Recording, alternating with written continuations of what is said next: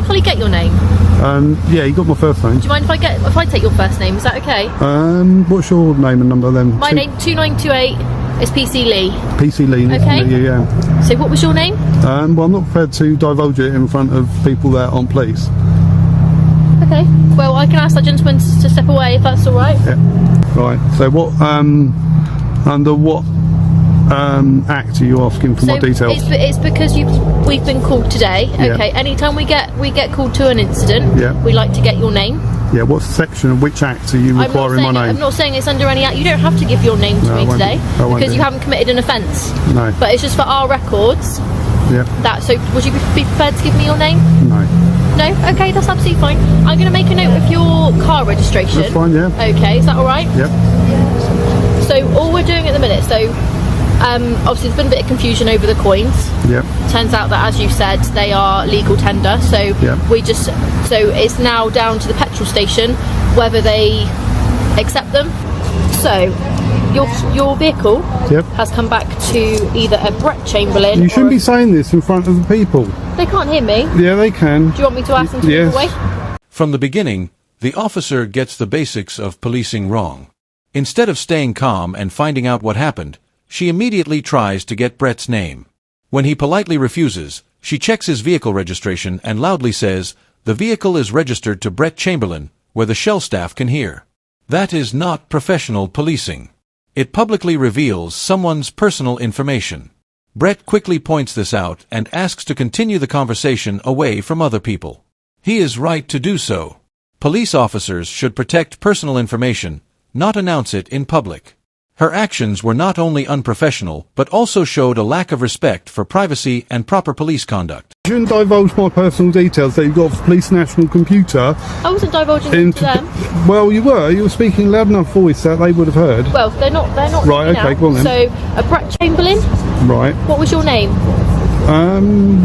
Which section, which act you requiring me to give my name? Road Traffic Act. You're driving a motor vehicle. Yeah. Okay, so I require you to give me your details. If you don't, it is an arrestable offence. Right, but am I on the highway? Pardon? Am I on the highway? You've been driving this vehicle. Yeah, but am I on the highway now? You've been driving this vehicle. But am I on the highway now? Can you just give me your details, please, and then we can get this sorted? Am I on the highway? So what yeah, they're but I'm going asking to do, a question. Am I on the highway? You're not on a highway right now, but you have been on a highway. Yeah, so you could have requested my details when I was on the highway, but now I'm not on the highway. You can't, can you?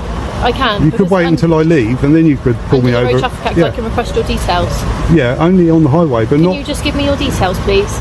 This is where the officer's understanding of the Road Traffic Act falls apart. Just moments earlier, she admitted that no offense had been committed. Yet she then tried to demand Brett's details using traffic laws that only apply when an offense has taken place. The contradiction is obvious. The Road Traffic Act allows officers to request driver information only in certain legal situations involving a traffic offense. Brett was parked on a private forecourt, not driving on a public road. There was no crime, no danger, and no disturbance. Instead of escalating the situation, a professional officer would have confirmed the facts with the store and ended the matter peacefully. This is all about rights, okay? Now, I've got a right not to give you my details unless I have committed an offence. Right, the Road Traffic Act it is referring to vehicles on the highway, not on private property. So if you're saying that I have to give you my details under the Road Traffic Act and I'm not on a highway, then you're infringing on my rights. Do you think I should provide my details on private forecourt? Yes, I believe you should. Because of the Road Traffic Act? Yeah. Yeah, go on, why is that then? Are you going to provide me your details? No, I'm just asking you these questions. I may well provide my details, but you have to articulate the law as to why... Under the Road Traffic Act? Yeah. Okay. You have used a highway to get here today, have you not? That's not the point though, is it? You have used a highway to get here today. Under the Road Traffic Act, okay, I can ask you to give your details. So in other words, you could knock on my front door, my car's on my drive, and you could say, under the Road Traffic Act, I want your details, and you must have been on the highway in your car. You wouldn't be in your vehicle, would you? Doesn't make sense. You wouldn't be sat in your vehicle. It doesn't matter though, does it? The officer keeps relying on the Road Traffic Act as if it gives her unlimited powers. She claims that because Brett drove on a public road to reach the petrol station, she can now demand his details. That is not how the law works. Under Section 172 of the Road Traffic Act 1988, police can request driver information only when there is suspicion of a specific traffic offense committed on a public road or in a public place. Simply using the road earlier does not give officers ongoing authority once someone is parked elsewhere. Brett's example of sitting in his car on his own driveway explains this perfectly. If the officer's argument were correct, police could demand anyone's details at home just because they had driven earlier that day. That would be unreasonable and unlawful. Tell you what, I'll give you a bit of a break, right? So I reckon if I was parked in the car park, yeah, then I wouldn't have to provide my details. But because there's a way in and a way out, that means in law, in case law, it's an extension of the highway. Okay. And on that basis, I'll provide my details. Would you like to give me your date of birth? I can give you my driving licence because you. First of all, which section, which act? Would you like to give me your driving licence? No, which section, which Under act? the Road Traffic Act. Yeah, what section? I'm asking you for your driving licence. Yeah, which section, which Can you act? just give me your driving licence? You don't know it, do you? There you go, 163. That requires me to stop if a police officer asks me to stop, but which... And to give your details, sir. No, that's another act. Go on, which sections... I'd have to check, sir. Do you want me to tell you? 164. 164. That's it, very good. There we go. This is one of the strongest moments in the encounter. Before showing his driving license, Brett calmly asks, under which section of the Road Traffic Act? The officer hesitates, and her colleague answers with Section 163. Brett immediately explains why that is incorrect. Section 163 only gives police the power to stop a moving vehicle on a public road. It does not allow officers to demand personal details or a driving license afterward. Brett correctly points to Section 164 of the Road Traffic Act 1988, which deals with producing a driving license in specific legal circumstances. This is a basic part of police training, yet the officers struggle to explain it correctly. They're trying to give you your money back. It's not my money, it's their money. It's my payment. Pardon? It's my payment. They're not accepting it as payment. Are you accepting them giving your money back? No. Okay, well they're not accepting your payment then. So Okay, yeah. You're still going to be... Wait for that to go past. You're still going to be charged for the payment.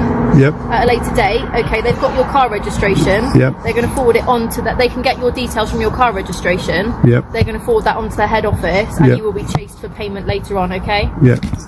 Okay. Well, whatever, yeah. I don't... Are you going to accept your money back? It's not my money, it's their money. It's also the Queen's money, actually. Are you going to accept the Queen's money back? No.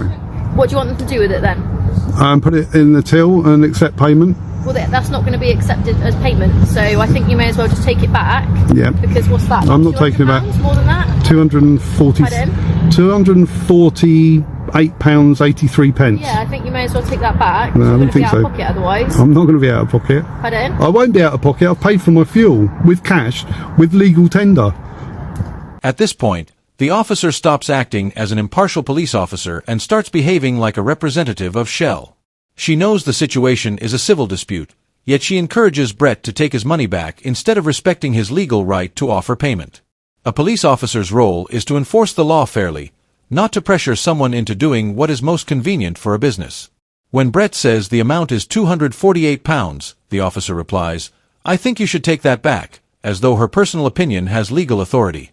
Her response is unprofessional and shows a poor understanding of the limits of her role. Doing is advising you, okay? Yeah. Like I say, this is a civil matter. Yeah.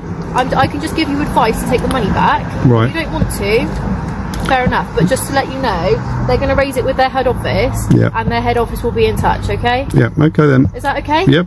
Have you got any further questions or not? No. They would like your details. Are you willing to give them your details? No, they're private.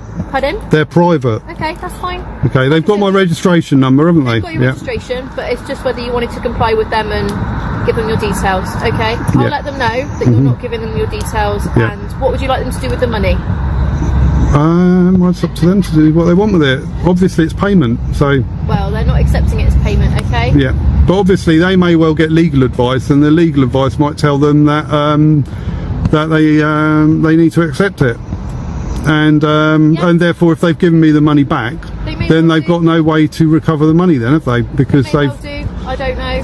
I'm pretty sure that if they did give it back, there would be no recourse in law to recover the funds later on. So I'm doing them a favour by saying, look, you hang on to it, it's payment for my fuel, I'm not a fuel thief. What Brett is saying is actually simple and supported by sound legal reasoning. He is not refusing to pay. He is making sure the payment process remains legally clear for both sides. By leaving the money with the business, he keeps his offer of payment open and provides evidence that he tried to pay. If Shell later receives proper legal advice and decides to accept the Royal Mint coins, the money is already there. However, if Brett takes the money back, his original offer of payment disappears, making it much harder to prove that he attempted to pay. He is not being difficult.